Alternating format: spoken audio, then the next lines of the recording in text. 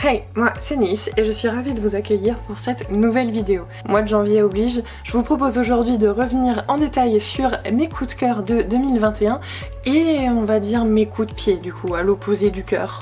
Donc quelques tops, que ce soit roman, manga ou BD, et pour les flops je vais surtout m'axer sur les mangas puisque vu que j'en ai lu beaucoup plus, c'est surtout dans cette catégorie là que j'ai des flops. Allez, ne bougez pas, on commence tout de suite.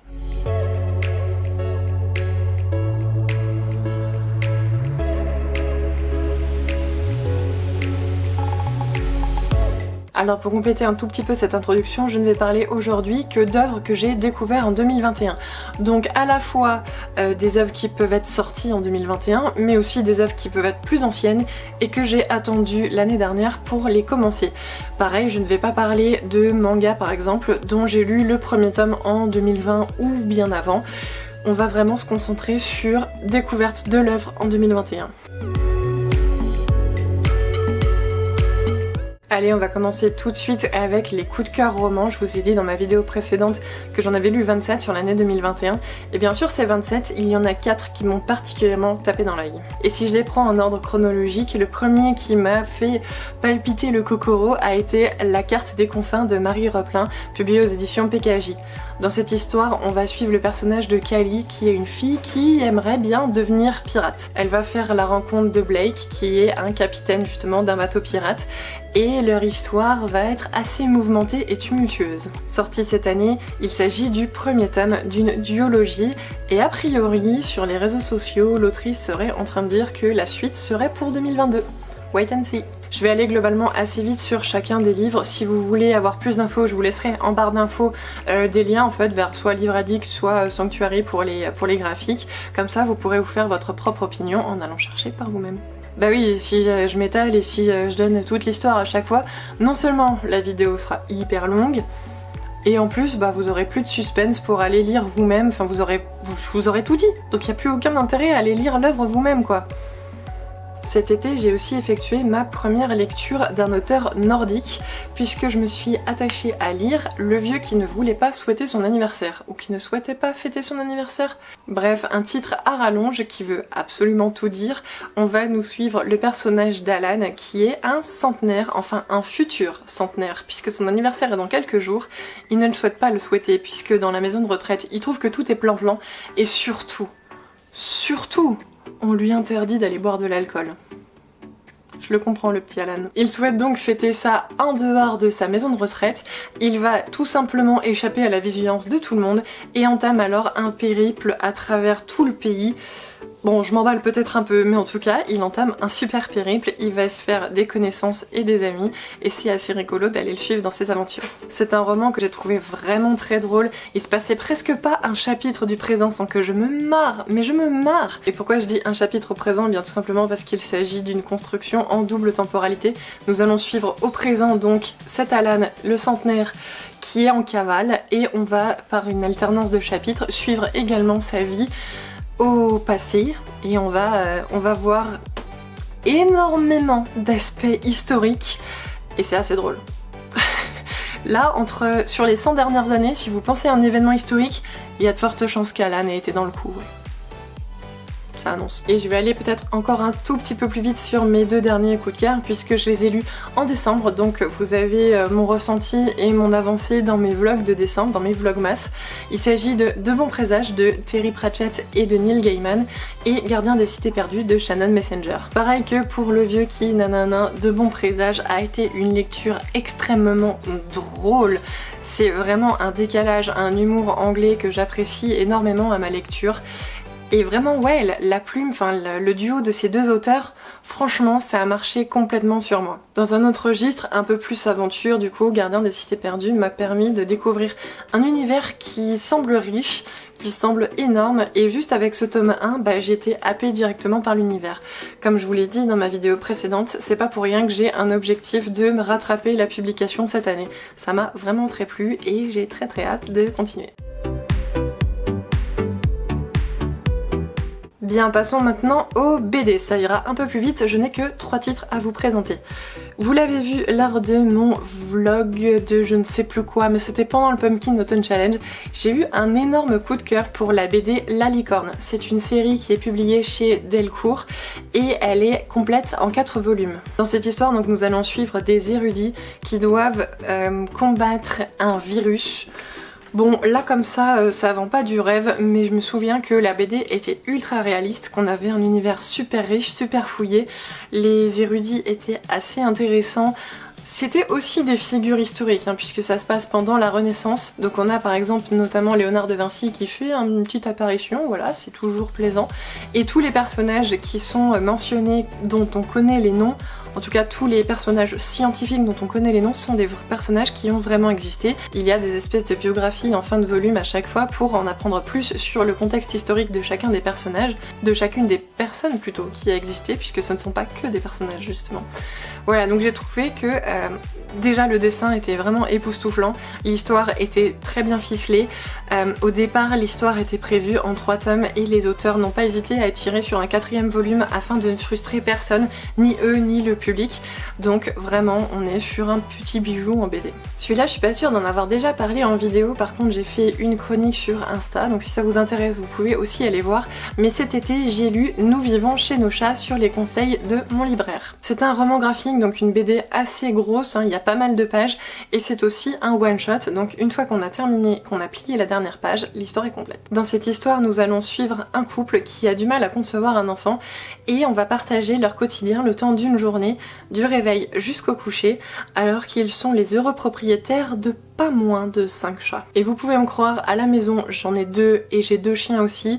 Quand il y a un petit peuple, franchement ça fait du remue-ménage. Et c'est ça qui est vraiment touchant également, puisque si vous êtes propriétaire d'animaux domestiques, vous allez sans doute pouvoir retrouver le caractère de votre compagnon préféré dans les pages de cette BD. Allez, pour terminer je vous dirai juste ça, j'ai quasiment vidé un paquet de mouchoirs en terminant ma lecture. Voilà. Soit je suis trop sensible, soit cette BD est vraiment géniale. Soit un mélange des deux, c'est possible aussi. Et allez, on va terminer avec la BD que vous devriez retenir. S'il y en avait qu'une à conseiller, ce serait celle-ci. Elle est sortie en 2021 et ça a été mon coup de cœur magistral de l'année, franchement. Je pense même plus que les romans et les mangas dont je vais vous parler dans cette vidéo. Il s'agit de la BD Malgré tout qui nous a été livrée par Jordi Lafèvre. Malgré tout, c'est l'histoire de 2 âmes sœurs qui se rencontrent et se tournent autour et ne peuvent pas vraiment être ensemble car ils n'ont pas du tout les mêmes attentes dans la vie. Ce qui est très intéressant avec cette BD, c'est que si vous la suivez vraiment dans le sens classique de lecture, on commence avec le chapitre 20 et il va falloir remonter le temps pour arriver au premier chapitre. En 2022, il y a de très fortes chances que je relise cette BD et que cette fois je m'y attaque par le sens chronologique, donc en commençant par la fin, le premier chapitre, histoire de les suivre chronologiquement. J'espère ressentir les mêmes émotions qu'à ma première lecture, peut-être même plus puisque maintenant je sais un petit peu ce qui va se passer et j'aurai vraiment plus vraiment de surprise sur le passé des personnages puisque je vais lire dans l'autre sens, mais en tout cas j'espère bien ressentir énormément de choses en relisant cette BD. Et voilà, on va pouvoir passer au manga maintenant, j'en ai un tout petit peu plus en top et on fera les flops juste après. Si je la reprends en ordre chronologique de lecture, mon premier coup de cœur a été L'Atelier des sorciers, publié aux éditions Pika, et je suis incapable de prononcer le nom de l'auteur. Désolée. Je suppose que tout le monde connaît cette série, mais on sait jamais, petite piqûre de rappel, nous allons suivre la jeune Coco dans un monde complètement imaginaire qui pense que pour être sorcier ou sorcière, il faut des prédispositions à la naissance. Elle n'en a pas eu. Pas de bol, elle ne pourra jamais faire de la magie. Sauf qu'un jour, son quotidien est complètement ébranlé par la visite de Kiefri au magasin de sa mère et elle découvre le secret des sorciers. Bien sûr, elle va faire une expérimentation toute seule qui a le malheur de mal tourner et elle va pétrifier sa mère. Du coup, elle va ne pas trop savoir quoi faire pour régler la situation car dans ce monde-là, un sort ne peut être annulé que par son auteur. Donc aucun sorcier ne pourra libérer sa mère, il faudra qu'elle le fasse elle-même après avoir complété son apprentissage. Voilà, donc ça c'est vraiment ce qui se passe dans le premier chapitre qui a été mis en ligne par Pika pour faire découvrir l'œuvre quand elle est sortie. Donc clairement je ne pense pas spoiler qui que ce soit en disant ça. Les points forts de la série sont véritablement le dessin qui est très appliqué. Franchement c'est pas du tout une surprise quand on nous dit que l'auteur a travaillé pour Marvel ou pour Disney, je ne sais plus. Pour Marvel je crois. Mais en tout cas elle a le potentiel et le talent nécessaire pour pouvoir rivaliser avec les dessinateurs américains. Ça c'est clair, aucun souci. On a aussi une histoire assez intéressante, des personnages touchants. Bon maintenant le seul bémol que je pourrais faire c'est que sur les premiers tomes ça va, mais sur les tomes 5, 6... par là autour, il y a quand même quelques longueurs qui commencent à s'installer, donc je vais commencer à les stacker histoire de pouvoir les lire tous en même temps et pas vraiment avoir la frustration de lire un tome et d'avoir l'impression d'être resté au même point. Voilà. Cette année, j'ai également découvert Grand Blue. Alors on parle souvent de Grand Blue en tant que manga de plongée. En fait, non, pas vraiment. Si vous cherchez de la plongée, clairement, passez votre chemin. Je suis sûre qu'il y a d'autres mangas qui seront meilleurs là-dessus, puisque là, c'est surtout un manga d'humour, en fait. La plongée est vraiment un prétexte pour nous servir des jeunes garçons dénudés, donner des situations un peu cocasses, et voilà, c'est à peu près tout. La plongée, on n'en fait pas plus que ça. Dans Grand Blue, donc, nous allons suivre Iori qui est le personnage principal et qui vient de la ville pour aller s'installer chez son oncle car l'université qui l'a accepté est dans la ville de son oncle. Il va malheureusement devoir côtoyer pas mal de gens qui ont la fâcheuse habitude de se déplacer très légèrement vêtus. Voilà, il y a énormément de blagues qui tournent autour de l'alcool, donc forcément si c'est quelque chose que vous n'avez pas fait en étant étudiant par exemple, rentrer complètement beurré d'une soirée, dormir dans des buissons, ne pas savoir où vous vous réveillez, etc. Ça peut être moins drôle, ça peut être frustrant pour certains, mais en tout cas moi j'ai beaucoup apprécié ces tomes. Après personnellement moi je les ai lus dans une période où j'avais pas forcément le moral et du coup ça a été la seule lecture qui a réussi à me redonner le smile, à me faire littéralement exploser de rire sur des planches. Franchement, ceux qui ont lu, je sais plus si c'est le premier ou le deuxième tome, mais ceux qui l'ont lu, quand Iori va décorer sa chambre, franchement, ça a été la première fois que je me suis vraiment explosée de rire en lisant quelque chose, quoi, voilà, bon. Et si vous l'avez pas lu, lisez juste le premier tome pour avoir cette scène-là, franchement, c'est trop drôle. Bon, après, comme je viens de le dire, ça peut ne pas fonctionner avec tout le monde du fait des thèmes qui sont abordés. En tout cas, sur moi, ça marche, et à chaque fois que je les achète, j'attends d'avoir un petit creux dans le moral pour les lire, et hop, ça remonte tout de suite. L'année 2021 a également été le retour de Death Note sur le devant de la scène puisque nous avons eu le droit à un one-shot Death Note Short Stories. Alors celui-ci je l'ai mis en pseudo coup de cœur puisqu'en fait il s'agit surtout d'histoires courtes, elles ne m'ont pas toutes plu. Par contre ça a été un véritable bonheur de retourner dans l'univers, de retrouver des personnages qui m'avaient marqué et oui, quitte à me faire lyncher, je suis une des personnes qui apprécie la deuxième partie de Death Note. Voilà. Moi, N et M, ils me dérangent pas tant que ça, moi je les aime bien. Petit warning tout de même, si vous n'avez pas lu la série principale, ça sert à rien de vous pencher sur ce one shot puisqu'on y spoil énormément de choses quand même. C'est vraiment quelque chose qui a été conçu comme un bonus je pense pour les fans de la série, comme un espèce de revival, mais en tout cas on considère que les lecteurs ont déjà lu Death Note. Bon allez j'avance parce que sinon j'ai pas sorti le cul des ronds. Cette année j'ai découvert le phénomène. Vraiment, le phénomène, le bateau de Thésée. C'est une véritable bombe, nous sommes sur un thriller, mais un thriller que je peux lire en étant chochotte quand même. C'est un thriller assez soft, où nous avons un élément fantastique, puisque Shin, qui est un jeune homme au présent, va pouvoir enquêter sur son passé, en passant à travers une espèce de brume. Le pitch de départ donc c'est que pendant l'enfance de Shin, voire même avant puisqu'il n'était pas encore né quand ça s'est passé, mais son père aurait empoisonné énormément de gens dans son village. Malheureusement ça a surtout touché des enfants puisqu'il aurait empoisonné un goûter de l'école et maintenant Shin va devenir à son tour père et il veut faire la paix avec son passé. Son père à lui est incarcéré et il veut savoir, il ne l'a jamais véritablement vu, il ne lui a jamais véritablement parlé et il veut savoir si son père est bien le criminel que tout le monde décrit. La série est publiée chez Vega Dupuis, elle compte 10 tomes, elle a été terminée cette année, donc clairement si vous n'avez pas encore lu le bateau de Thésée, qu'est-ce que vous attendez ? Franchement, je ne sais plus quoi faire pour vous. Allez, on va faire la transition avec Mauvaise Herbe, une série publiée au Lézard Noir et qui compte 4 tomes. Pareil, donc c'est une série qui a été terminée en 2021 et dont j'ai lu tous les tomes cette année. C'est une série, je crois que je vous en ai assez parlé dans plusieurs vidéos, je ne saurais plus exactement lesquelles, mais je vous en ai pas mal parlé. C'est une série qui me fait tellement de mal, mais j'étais quand même addict à la série, donc je voulais quand même, quand je finissais un tome je me sentais vide, mais je voulais quand même lire la suite puisque j'étais impliquée. J'adore les personnages, je me sentais mal pour eux et vraiment ouais, enfin comme je vous dis, c'est vraiment une sensation de vide à l'intérieur quoi. Mauvaise Herbe va nous parler de Shiori qui est une jeune fille qui a à peu près 16 ans je dirais, et elle fugue puisque sa mère ne lui apporte pas vraiment un contexte familial correct, on va dire. On sait pas vraiment ce qui se passe chez elle, mais on ne peut que supposer de la violence sur mineurs. Du coup, pour survivre, elle se met à vendre son corps dans des maisons closes, jusqu'au jour où l'inspecteur Yamada et toute sa brigade font une descente et ferment son lieu de travail.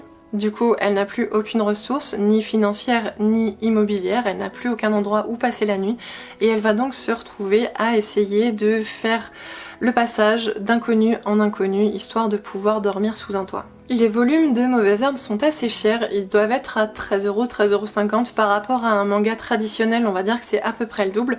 Par contre, nous avons droit à un grand format, donc c'est assez plaisant. Bon, à voir, si jamais la série vous intéresse, là je vous conseillerais plutôt d'acheter uniquement le premier tome ou de le prendre en bibliothèque ou médiathèque ou autre, histoire de pouvoir vérifier que la série peut vous plaire avant de passer à la caisse quoi, voilà, parce que clairement c'est pas donné. Et pour finir sur Mauvaise Herbe, du coup, je pense que vraiment ça va être une série qui m'a marquée au fer rouge. J'y pense encore assez régulièrement à cette pauvre petite Shiori, franchement. On a juste envie, à la fin de la lecture, on a juste envie de prendre les personnages dans nos bras, leur dire que tout va bien se passer, que ça va aller, et on comprend pas pourquoi le monde s'acharne sur eux, pourquoi la justice s'en mêle, pourquoi, clairement, enfin, c'est la question qui revient pendant la lecture, et après c'est pourquoi, et ça tourne. Et ça tourne, et ça tourne. Clairement, c'est un super manga. Allez, on va passer sur une note un tout petit peu plus légère. Enfin. Puisque mon dernier coup de cœur de l'année a été L'île entre deux mondes, publié aux éditions Pika Graphics. Ici on a une série complète en 2 tomes et à l'instar de Mauvaise Herbe, on est également sur des volumes assez grands, donc on est aussi sur un prix un peu plus élevé, ils doivent être à 15€ ceux-ci. Par contre voilà, en 2 tomes c'est terminé. Clairement la taille du volume ça vaut vraiment le coup, on peut se permettre d'admirer les planches et les dessins de l'autrice qui sont véritablement géniaux, sublimes. On est à la frontière entre la réalité et le rêve, on sait pas exactement ce qui se passe et voilà, c'est un univers assez onirique. Je ne vais pas trop vous en dire puisque l'histoire est complète en 2 tomes donc ce serait dommage d'aller vraiment plus en avant. Je vais juste vous dire qu'on va suivre un personnage, un garçon, je me rappelle plus du tout son nom, mais en tout cas un personnage qui est natif d'une île et qui est parti assez jeune et on va le suivre donc à l'âge adulte au moment où il revient sur son île natale. Il va se passer énormément de choses un petit peu surnaturelles autour de lui et il va devoir se demander si il hallucine ou si tout ce qui se passe est véritablement vrai. Clairement, juste pour les dessins, cette histoire a complètement valu le coup. Et ouais, si vous avez l'occasion ne serait-ce de les voir en librairie, de les feuilleter ou de les emprunter en médiathèque si vous voulez pas faire un investissement, je ne peux que vous reconseiller L'île entre deux mondes. Ça y est, on va passer au flop maintenant puisque j'en ai terminé avec mes bonnes lectures. Il me reste plus qu'à trash talker sur des lectures moins bonnes, on va dire, pour ne pas dire médiocres. Pour certaines, je vous en ai déjà parlé en long, en large et en travers, donc on va juste les mentionner. Je pense notamment à Teach Me Love, voilà. Si vous voulez avoir beaucoup plus de détails, allez sur mon premier vlog, je crois, le vlog du mois d'août, où ouais, clairement j'étais assez piquante avec la série.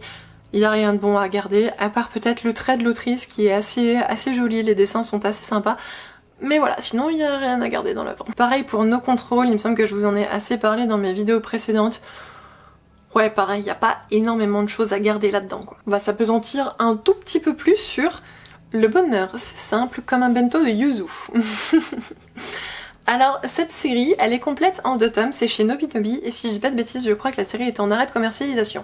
Donc j'ai juste envie de vous en parler, puisque comme elles sont en arrêt de commercialisation, eh bien ces tomes risquent de coûter un petit peu la peau des fesses maintenant sur le marché de l'occasion. Donc pour éviter de vous faire dépenser votre argent inutilement, bah passez votre chemin en fait, tout simplement. Comme son nom l'indique, dans cette série nous allons suivre le personnage de Yuzu, qui est une petite fille qui fait à manger, et voilà, ça s'arrête à peu près là, il y a quasiment rien de bon dans cette série, le dessin est pas bon, les décors sont souvent vides, et il y a un très gros problème d'âge, puisque sur le premier tome ça va, c'est pas tellement mentionné, par contre sur le 2e tome on apprend que genre Yuzu, elle a 5 ans.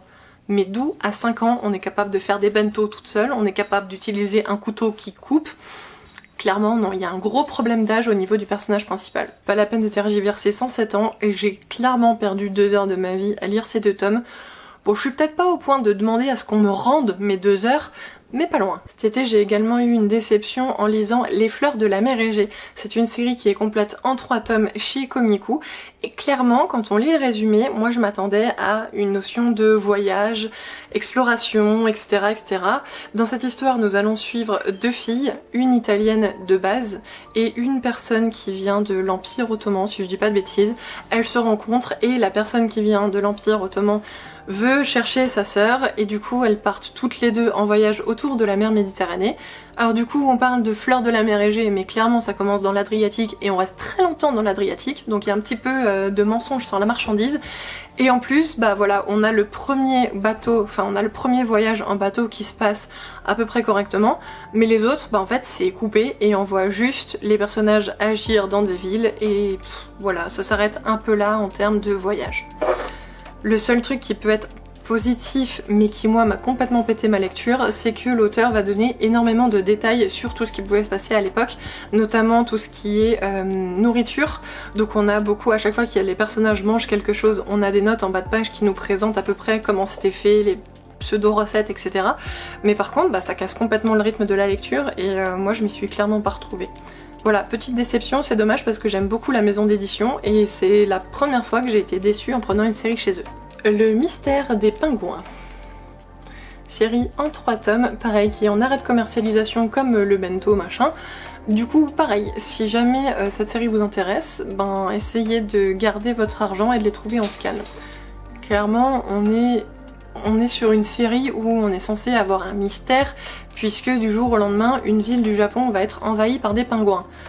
Et au final, ben, ça finit en queue de poisson. Je suppose que le film est bien meilleur, puisqu'il y a un film qui a été adapté. Alors je ne sais pas si c'est le film qui a été fait de base ou le manga, mais en tout cas le manga est vraiment pas bon, quoi. Et ça me donne même pas envie d'aller voir le film. Et là encore, on pourrait se dire que le dessin va sauver le tout, sauf qu'il est même pas super bon en fait. Enfin, c'est juste un dessin normal, on a l'impression qu'il a été fait un peu à la va-vite sur ordinateur, donc voilà, il y a à peu près rien qui sauve la série. En plus, on a une relation qui est assez malsaine entre un gosse qui doit avoir quoi, 12 ans, et une personne qui est assistante dentaire, donc elle est clairement majeure. C'est un peu chelou de lire des trucs comme ça, hein. On sait qu'on est au Japon, mais quand même, c'est un peu chelou. Et enfin, je termine sur la série Mes voisins les esprits, c'est une des dernières séries que j'ai lues en 2021.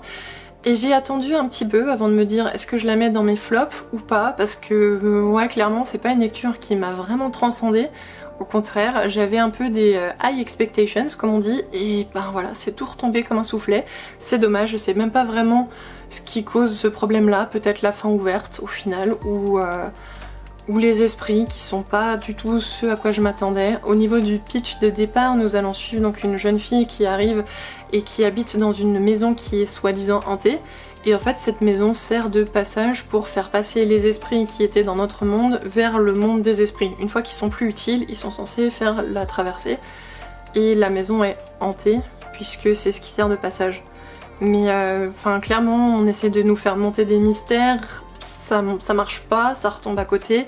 On essaie de nous mettre un méchant, mais bon, on se rend compte que finalement, bah, le méchant, il est pas méchant. Enfin, ouais, il y a vraiment tout. Il y a des bonnes idées, mais clairement, c'est soit trop exploité vite, soit mal fait. Donc voilà, je regrette aussi un petit peu d'avoir acheté cette série.